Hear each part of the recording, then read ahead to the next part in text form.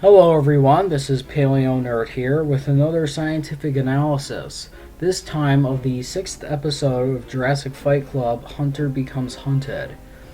In this episode, it seems like the producers were running a bit low on their budget, as they recycle Allosaurus and Ceratosaurus from Bloodiest Battle and just have them fight each other. Even though we already have them fight in Bloodiest Battle and that lasted 5 seconds, now we're going to have a 10 to 20 minute fight of pretty much the exact same thing.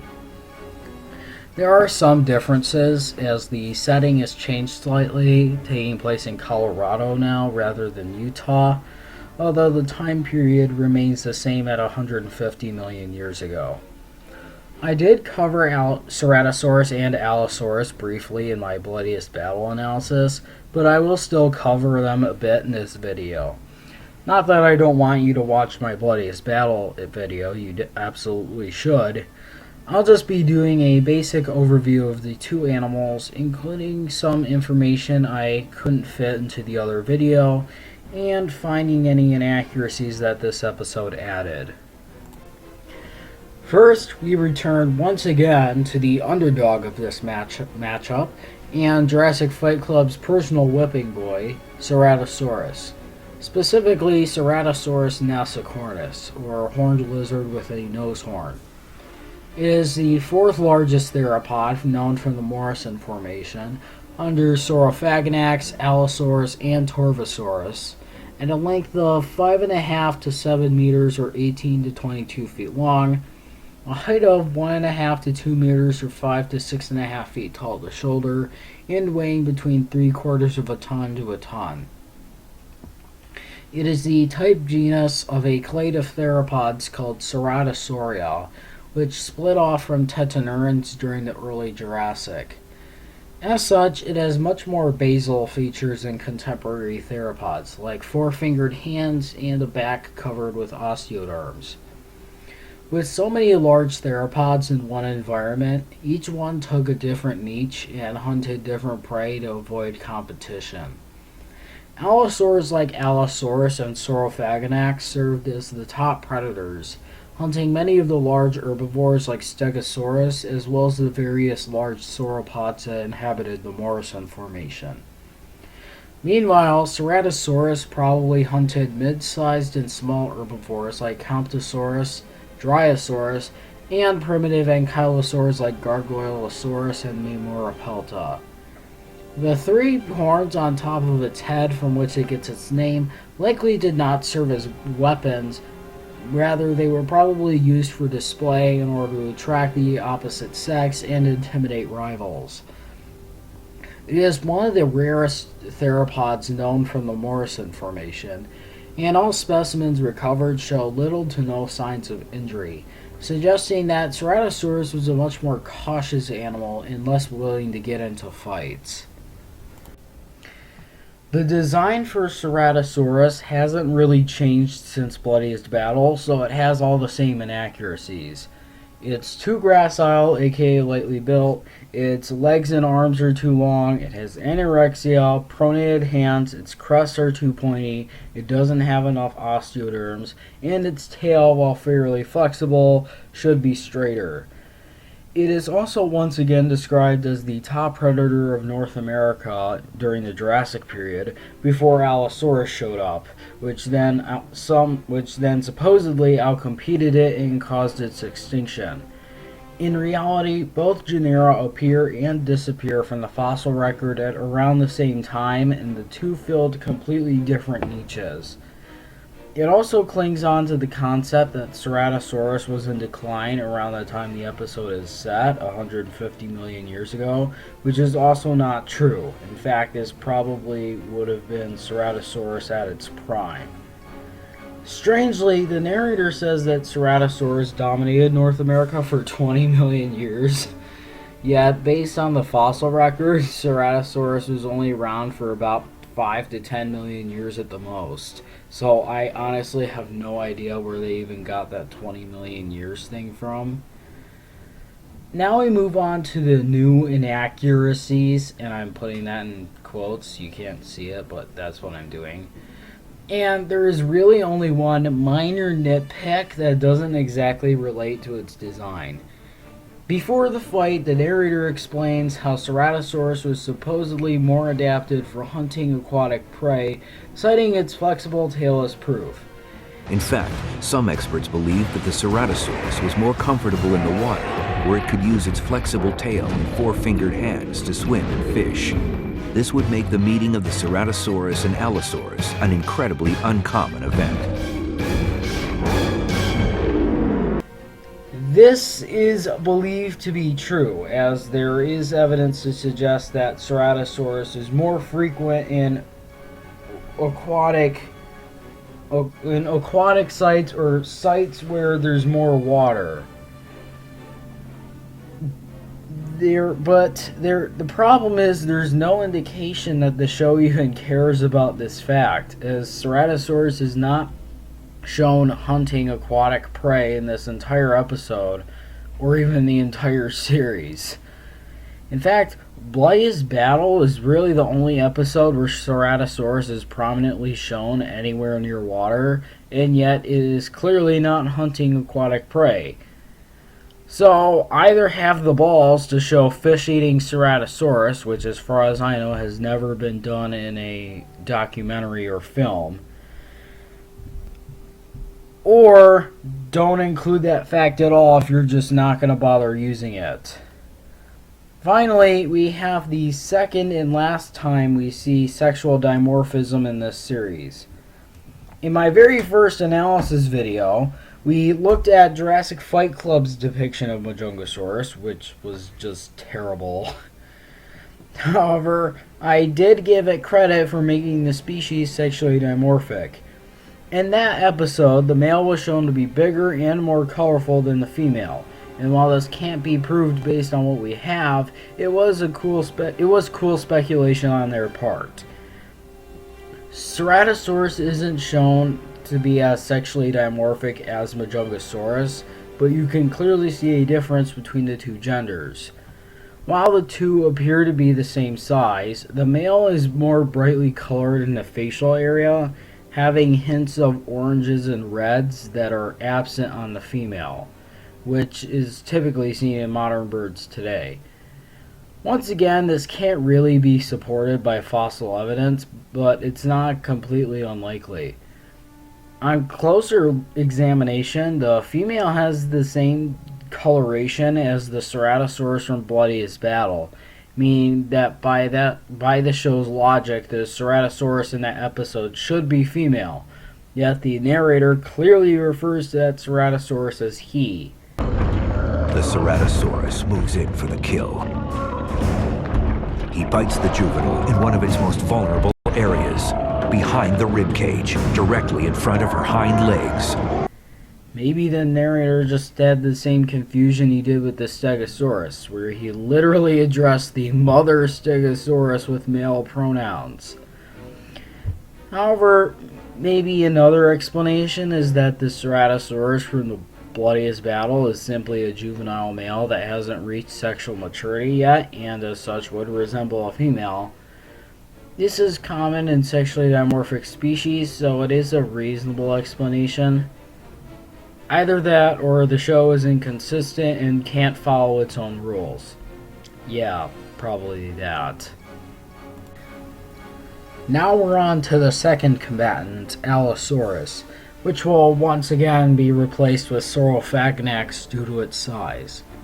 While the real Allosaurus reached a length of 8.5 to 9 meters, or 28 to 30 feet long, a height of 2 to 2.5 meters, or 6 to 8 feet high at the shoulder, and a weight of around 2 to 2.5 tons, the version depicted in the show is shown to have a length of 35 feet, or 10.6 meters long, a height of 15 feet or 4.5 meters tall at the shoulder, and a weight of around 3 to 5 tons.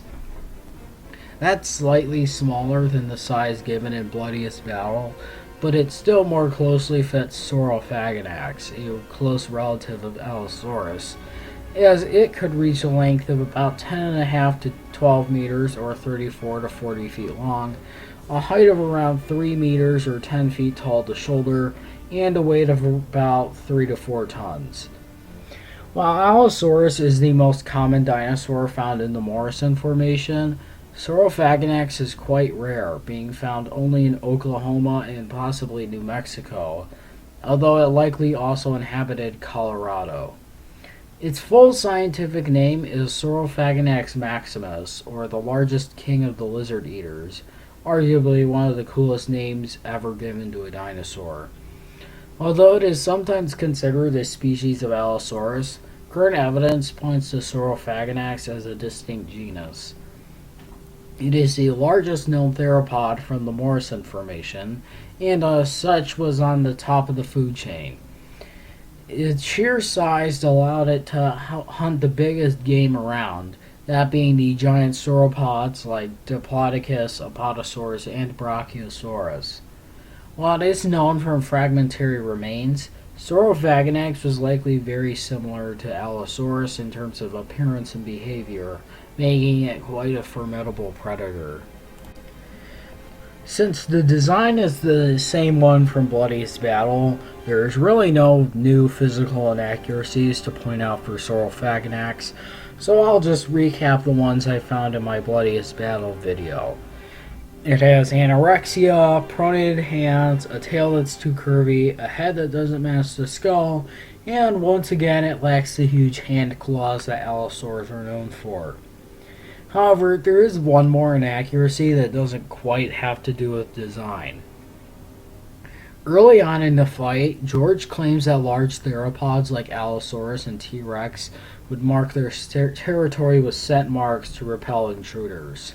Dinosaurs like Allosaurus and Tyrannosaurus rex would have marked the boundaries of their territory with scent marks like modern predators do. These scent marks were a clear warning to intruders that they were not welcome. I briefly addressed this in my T-Rex Hunter video, but in this video I'm going much more in depth with this. They claim that theropods could mark their territory with scent is, as far as I know, exclusive to this show and is based on similar behavior in modern large predators like big cats and bears. However, using scent to mark territory is exclusive to mammals, mostly those within the order Carnivora, which includes mammals like cats, dogs, bears, weasels, seals, raccoons, hyenas, and many more. This is accomplished with a pair of glands called anal glands, which, as implied, are typically located next to or inside the anus. These secrete liquids commonly used to mark territory or identify others of the same species. Some mammals, like skunks, even use these for defense, spraying a noxious liquid into a predator's eyes that leaves a long-lasting and pungent odor. The problem with theropod dinosaurs using this is that as reptiles they completely lack anal glands, and thus can't leave scent marks. Instead, they likely defended their territory like crocodiles and modern birds do, by patrolling their turf and driving off any trespassers. That's it for the combatants, now let's move on to the fight. The fight begins with a pair of Ceratosaurus, a male and a female, walking straight into a Saurophaganax's territory, despite the scent marks that shouldn't even be there. That is kind of weird, considering how much this episode stresses that doing this is essentially guaranteed death. So even if that actually was the case, why would the Ceratosaurus even do that?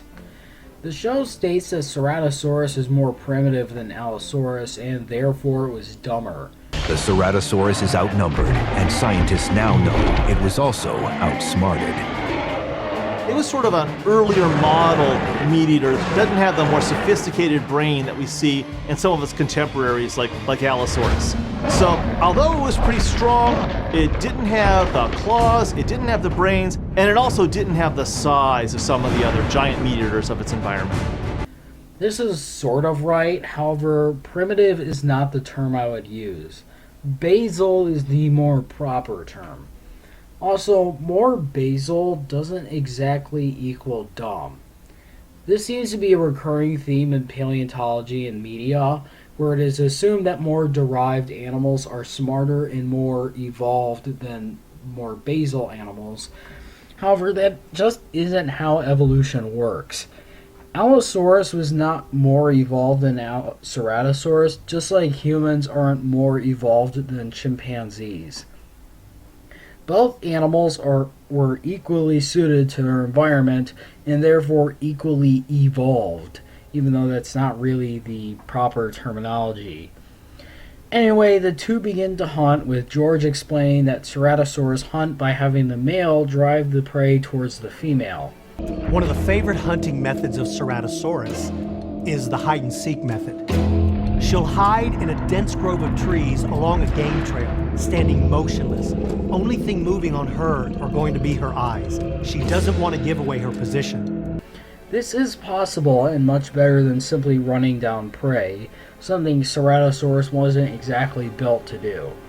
However, there is just as little evidence of Ceratosaurus hunting in groups as there is for other theropods, and even less evidence that mating pairs stuck around for life.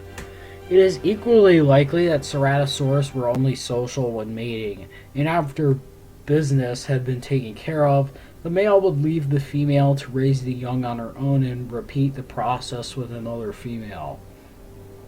George also compares their hunting strategy with modern lions. We see the same sort of behavior in modern lions, where the male will simply act as a distraction to drive prey towards the awaiting female. Which is a really poor comparison, since only female lions do the hunting, with the males only showing up after the kill has been made. Also, the narrator claims that the female Ceratosaurus is completely motionless, yet you can clearly see her moving around. Just a minor nitpick. Next, the male spots his prey and scares it towards his mate. We're never told what the animal they're hunting is, but it is clearly a recycled Deinonychus model from Game Killers. Probably because they didn't have the budget to make a new model for a dinosaur that only gets a cameo appearance anyway. There are plenty of small theropods from the Morrison Formation that this animal could be, but none of them are dromaeosaurs like Deinonychus. Although dromaeosaur fossils have been found as far back as the mid to late Jurassic, they are all fragmentary and none have been found in North America. The closest the Morrison Formation has to a dromaeosaur is a small troodontid, which has been given the informal name Lori. This small theropod was found in the Jimbo Quarry of the Morrison Formation in Wyoming in 2003, but it was way too small to be the animal depicted in this episode. In fact, the closest thing that Morrison has that fits this animal in terms of size is either a Stoxosaurus or a Coelurus, neither of which really match with the Deinonychus model used in the episode. While Stoxosaurus best fits the build of the animal, Coelurus is the most likely candidate based on the location, so we'll just assume this thing is a poorly designed Coelurus. Coelurus really deserves to be in more documentaries anyway. Since that is now settled, let's get back to what actually matters. The male Ceratosaurus is chasing the Coelurus towards his mate, while the female is completely unaware that the Saurophaganax, whose territory they just walked into, is stalking her. Pervert. The narrator then explains how Allosaurus has had pads on its feet to help muffle its footsteps and help it grip the ground. The Allosaurus's feet are heavily padded with rubbery, calloused skin. This allows even the 4-ton Allosaurus to sneak up on its victim.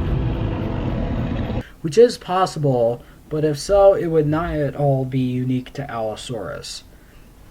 Also, nowhere on the model does it even suggest that the show actually cares about this fact, since their Saurophaganax model lacks pads of any sort. Once the Allosaurus gets close enough, he grabs the female by the neck, with, according to the narrator, 1 ton of pressure, which crushes her neck and kills her instantly. While I couldn't get an exact measurement of Allosaurus' bite force, it seems unlikely that it could break the cervical vertebrae that easily.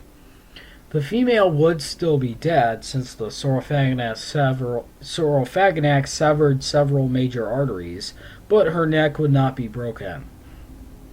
Then the narrator talks once again about how dumb Ceratosaurus is. The Ceratosaurus may ultimately have been doomed by its limited brain capacity. Only able to concentrate on one thing at a time, it is too slow to recognize the danger. Seriously, give the dude a break. His mate just got killed and you respond by commenting on how stupid he is. Jokes aside, we have already established why this is inaccurate. Basal theropods are no less evolved or any dumber than derived theropods. Anyway, the male Ceratosaurus begins to get nervous as he can no longer see his mate and apparently can't spot the Saurophaganax either, meaning that it probably has some sort of cloaking device like the freaking Predator because that's the only way it could not be seen. The Saurophaganax then roars at the Ceratosaurus to scare him off. Two things. First, dinosaurs can't roar. Second, the narrator says the roar is as loud as a jumbo jet taking off, Likely louder than the roar of a jumbo jet taking off. which can reach over 150 decibels, which is loud enough to rupture the eardrum. No land animal on Earth can make noises that loud, so it's unlikely that a large theropod could either. Anyway, the Ceratosaurus stands his ground rather than running off like it should and would do in this situation. Now, George continues to make him look stupid by establishing that he has no idea what's happening. He senses something's wrong, but has no idea what. He then finally spots the Saurophaganax and they have a Western-style standoff. Again, the Ceratosaurus should be turning his tail and running in the opposite direction as fast as his legs can carry him, especially since this very episode talked about how cautious Ceratosaurus was and how it likely didn't get into fights a lot. The narrator then talks about how Ceratosaurus mated for life, which is unlikely since many modern animals don't even mate for life. Then Ceratosaurus essentially plays peekaboo with the Saurophaganax poking in and out between the trees. While this is happening, George pretty much explains the Ceratosaurus' entire plan to jump on the Saurophaganax's flank and slash it open. First, it seems pretty inconsistent when you go from the Ceratosaurus not being able to know what happened to his mate to immediately deducing his opponent's weakness and coming up with an attack plan to exploit that weakness. Second, the plan itself is dumb. Like I said in my Bloodiest Battle analysis, it is very unlikely that large theropods could jump high enough to land on an opponent's flank, and Ceratosaurus is no different. Although it is smaller than Allosaurus and Saurophaganax, it weighed a lot for its size at over a ton, making it unlikely it could jump very high, if at all. Third, and I really feel the need to stress this, just run! Again, the inconsistency of Ceratosaurus' intelligence, where he can come up with a plan to defeat his opponent but can't figure out he's literally fighting a losing battle, just boggles my mind. The show also states that Ceratosaurus could jump 20 feet in the air. Judging by its size and skeleton, the Ceratosaurus would have been able to jump almost 20 feet in the air. Which is just absurd for an animal that weighs over a ton. Allosaurus is also said to jump 10 feet in the air, which again is absurd. He may be able to surprise the Allosaurus, who is thought to have a vertical leap of just over 10 feet. Then we get more cat and mouse until the Ceratosaurus manages to scratch the Saurophaganax along its snout, which for some reason is super painful. George then now claims that the fight is personal now. Now the fight has changed. It's personal. How? All the Ceratosaurus did was scratch him, and now the fight's personal? It's not like the Ceratosaurus killed the Saurophaganax's father or made an insensitive joke about his mom who died from cancer. So why is the fight so personal now? Not to mention that dinosaurs don't have the intellectual capacity to hold personal grudges. This is pretty much just an excuse for this fight to be to the death, which seems kind of weird since the previous episodes didn't seem to try and give any excuses like this. Anyway, with the Saurophaganax distracted from the wound, the Ceratosaurus leaps onto his opponent's side, but he doesn't last long as the Saurophaganax quickly throws the Ceratosaurus off of him. Once again, being inconsistent with Ceratosaurus' intelligence, as he's now smart enough to know his opponent's weakness, but not smart enough to know that the Saurophaganax could simply shake him off. With the Ceratosaurus down, and the Saurophaganax clamps his jaws on the shoulder of his prey, shaking him back and forth until the Ceratosaurus is dead. The Saurophaganax then tears up the Ceratosaurus' carcass with his foot claws and roars in victory. And that's it. The fight is over. The narrator once again states that Allosaurus existed for 20 million years. Over the next 20 million years, Allosaurus dethroned Ceratosaurus as the most lethal creature on planet Earth. When in reality, it was only around for about half that long at the most. Now let's go over one more inaccuracy before we get to what really happened. The one thing in this episode that bothers me the most is the premise of this fight, which, like other episodes, completely falls apart when you look at it from a scientific perspective. So, a pair of Ceratosaurus chase a Saurosaurus into a Saurophaganax's territory, and this pisses him off so much that he decides to basically become the predator, sneaking up on and killing the female, but finding the male a worthy enough opponent to give him the illusion of a fair fight. Between this and the Nanotyrannus in the second episode, I have to wonder why History Channel was so obsessed with having these animals act like Hollywood slasher villains rather than actual animals. Both T-Rex Hunter and Hunter Becomes Hunted have fights that seem more like the plot for a new Friday the 13th movie than something that you would expect real animals to do. Hell, even the names sound like slasher movies. T-Rex Hunter and Hunter Becomes Hunted. We already covered T-Rex Hunter, so what exactly is up with Hunter Becomes Hunted? Well, first off, I want to know why the hell a Saurophaganax is so freaking pissed that two Ceratosaurus happened to wander into his territory chasing a Saurosaurus. The Ceratosaurus aren't exactly a threat to the Saurophaganax. Saurosaurus is not an animal that a predator as massive as Saurophaganax would really consider preying on, and the show makes it clear it has no intention of eating any of them. So why did he attack them? Just to flex? I'm being serious. I have no idea why, so your guess is as good as mine.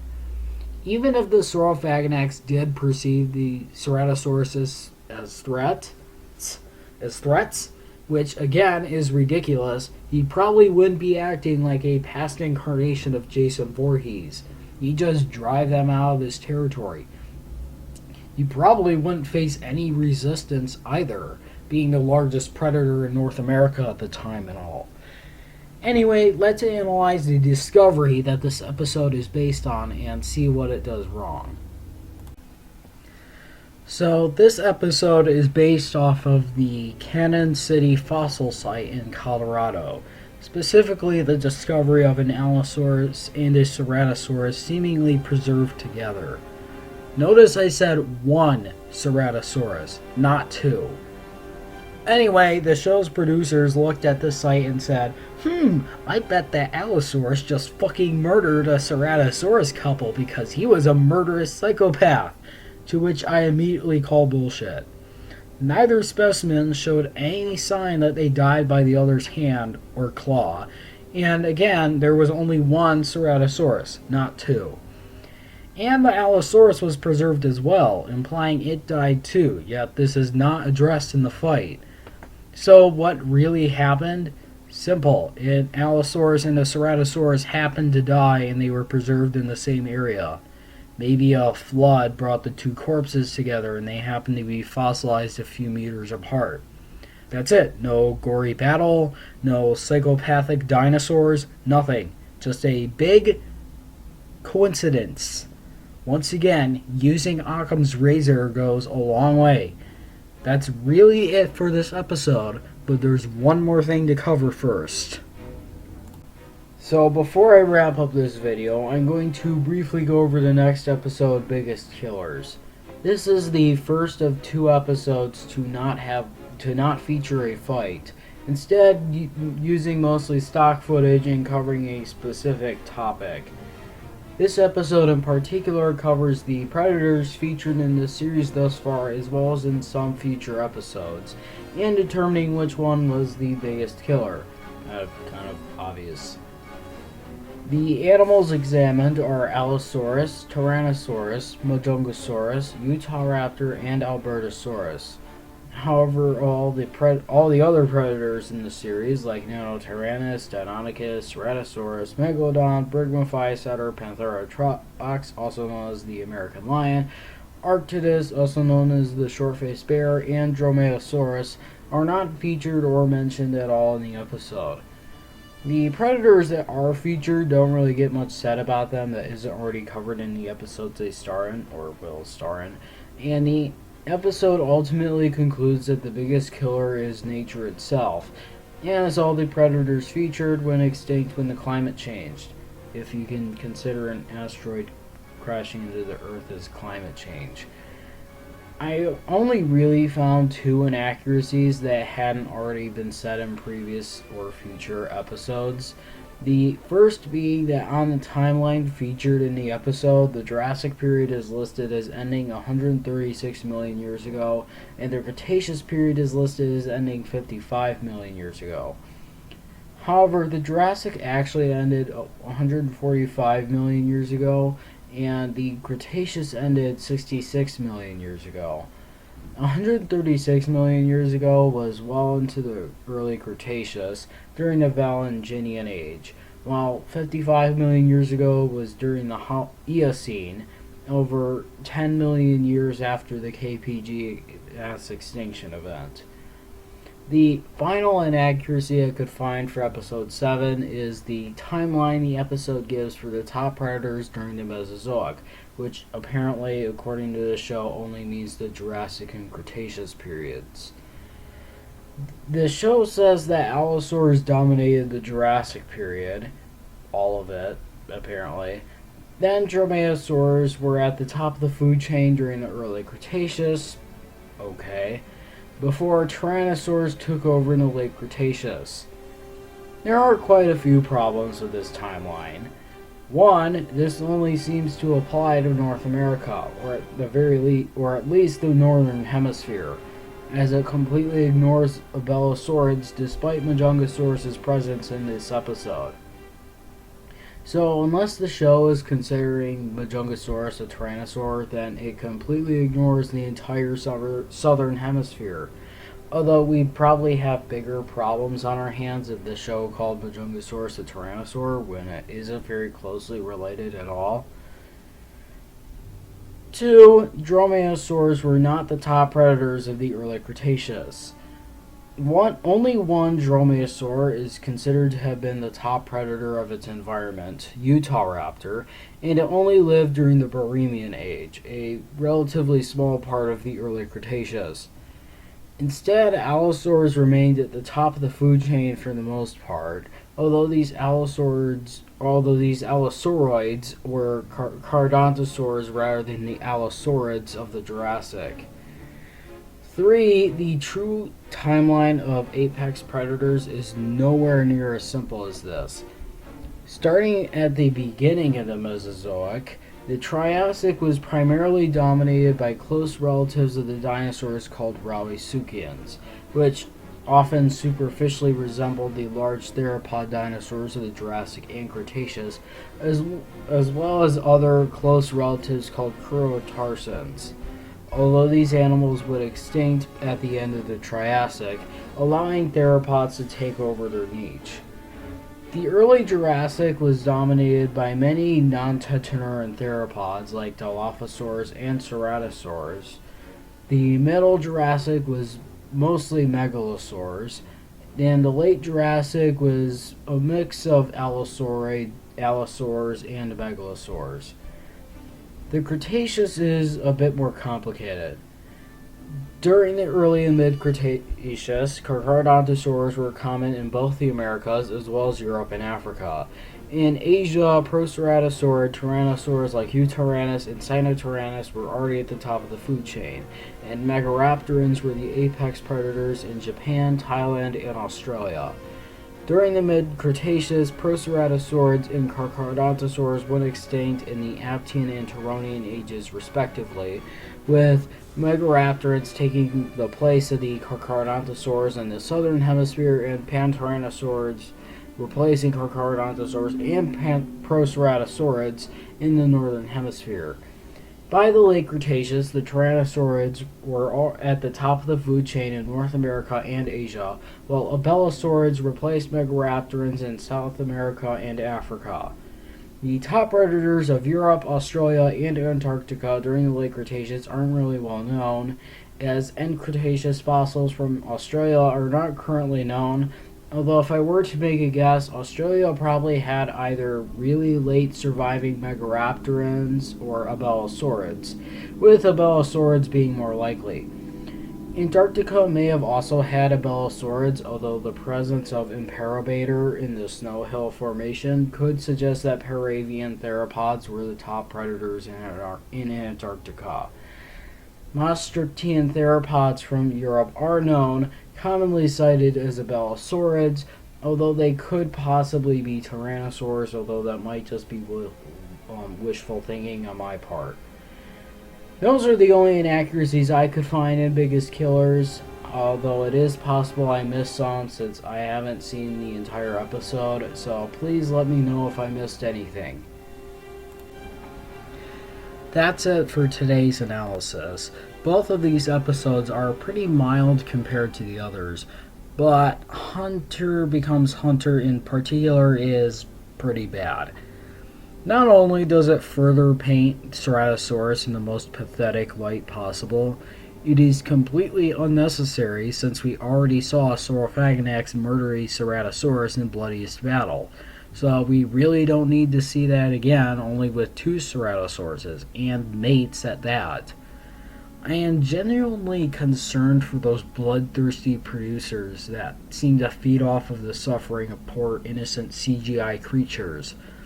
And I'm also concerned for anyone who still thinks this series is educational and tortures themselves by watching this show. That being said, I still have to torture myself by watching these and explaining why you shouldn't. But before I return with another analysis, I shall finally upload not 1, but 2 more natural history videos. I know I've been saying that Tyrannosaurids Part 2 would be coming soon, but I've decided to try something new and see how you'll like it first. Thanks for watching, I hope you enjoyed and that you learned something new. I'll return soon, hopefully, with 2 new natural history videos and then an analysis of Jurassic Fight Club Episode 8, Raptor's Last Stand. Be sure to like and subscribe, and this is Paleo Nerd signing out.